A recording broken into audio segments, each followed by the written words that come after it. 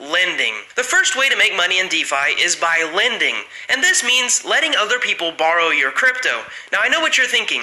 I already knew about that. There's BlockFi referral links everywhere. Now this is not DeFi. In fact, this is CeFi. DeFi stands for Decentralized Finance, which is a fancy way of saying it's not controlled by anyone. You actually control your own money, you can move it when you want, immediately, and without anyone approving it. With a company like BlockFi, you are actually giving them your crypto. And I think they have like a 24-hour waiting period to withdraw, and technically they have to approve it. Nevertheless, their current rates are like around 7%, and with those you might as well just invest in the stock market, right?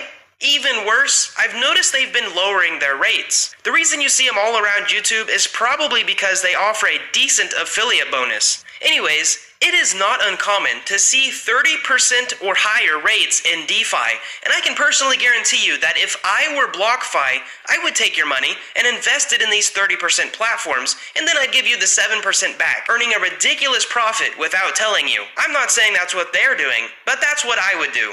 Let me explain a little bit more. Here are 3 benefits to lending with true DeFi. Number 1 is higher rates. So DeFi will probably always have higher rates than traditional finance. And this is true for many reasons, of which the big one is who can access them. For example, my grandma can walk into a bank and say she wants to save some money and earn an interest rate, but she definitely cannot install MetaMask or deposit her money into Curve Finance. Another big reason is that there's constantly more and more money being thrown into crypto and decentralized finance projects. As more money is being thrown into it, it's gotta go somewhere. In fact, in some places, money is literally being given out for free simply for letting people use their applications, but we're going to talk about this later on in the video. To wrap up my point here, 30% APY is very common in DeFi, while some other projects offer up to 100% just for lending out your tokens. Secondly, my favorite benefit of decentralized finance is the control that you have over your money. If I deposit my money to BlockFi,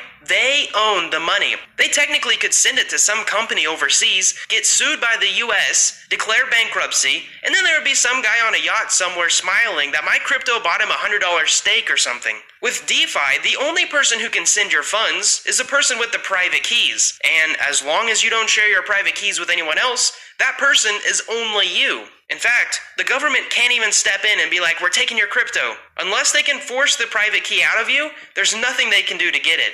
So along with DeFi lending offering much higher rates and having 100% complete control over your money, let's get into the last part, which is what makes this much safer than any other lending platform. The third benefit of lending out your crypto in DeFi is that it's all collateralized. You know how in 2008 we had something called the big mortgage crisis? To sum it up, this happened because a lot of people were taking out loans that they could never pay back. To put it bluntly, you cannot do this in crypto. In fact, every crypto loan is collateralized. To be even more technical, they are what is called over-collateralized. Now you might be wondering, what does this mean and why? Well, it means that if you want to borrow $100 of Ethereum, you must first deposit $120. This way, if something like the mortgage crisis happens and prices get all wonky or you can't pay it back, the lender will always have access to your initial deposit. If there's ever a point in time where what you borrowed is less than what you have deposited to back it, you will be liquidated, meaning you'll get to keep the money you borrowed, but the initial investment will be given back to the lender. For us, this means that if we want to lend out our crypto, there will always be money backing it. Now, if you want to know why you would deposit $120 just to borrow $100, the answer is pretty simple. Maybe you want to deposit Ethereum and then borrow USDC. You are actually creating a leveraged position. Or maybe you want to do it the other way around and deposit USDC and borrow Ethereum, creating a margin position. Either way, it means that for us lenders, we make money for the rates that the borrowers pay us, and the risk is super low. But this is already getting probably too confusing if you're new to this, so let's move on. There are actually 2 big lending applications in the DeFi world, and they are called Aave and Compound. But this video is just to lead you down that rabbit hole. If you want your hand held, well,